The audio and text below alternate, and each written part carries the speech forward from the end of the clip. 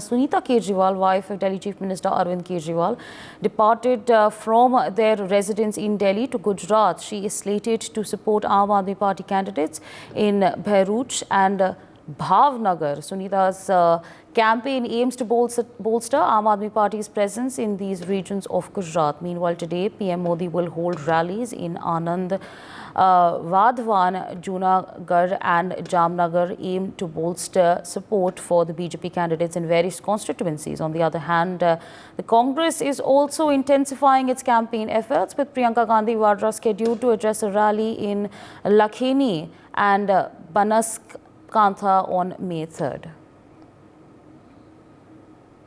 My colleague Abhijit Bhatt joins us on the broadcast to give us more details on this. Abhijit, of course, now the eyes are, of course, on Gujarat, and Sunita Kejriwal, the wife of Delhi Chief Minister Arvind Kejriwal, happens to be the person who is leading the Aam Aadmi Party campaign. Of course, we also know that Prime Minister Narendra Modi is scheduled to hold rallies, and Priyanka Gandhi Vadra will also be holding rallies in the coming days. What further details can you share with us?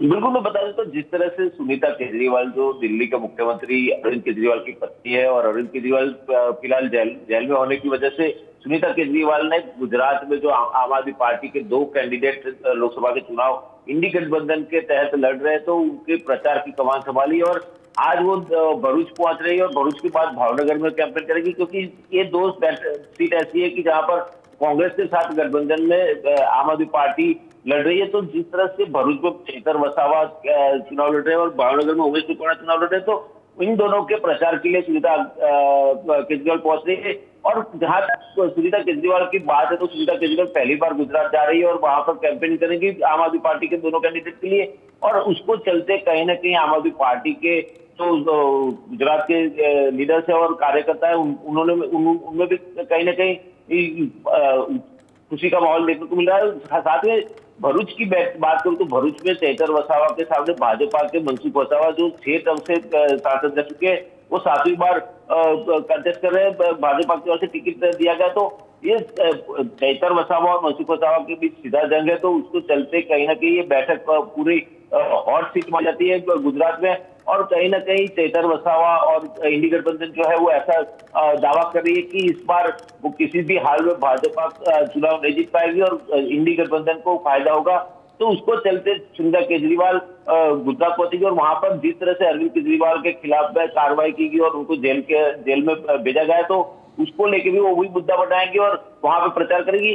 और दूसरी ओर प्रधानमंत्री नरेंद्र मोदी 2 दिन के दौरे पे, तो प्रधानमंत्री ने कल बनासकांठा में डीसा में और साबरकांठा में हिम्मतनगर में जनसभाएं संबोधित की थी। आज उनकी पहली सभा आनंद में होगी, फिर वढवान में होगी, फिर जूनागढ़ में होगी, शाम को जामनगर में होगी। तो इस तरह से प्रधानमंत्री का भी दौरा कंटिन्यू चल रहा है। तो प्रधानमंत्री भी कांग्रेस और इंडी गठबंधन को आड़े हाथ दे रहे हो।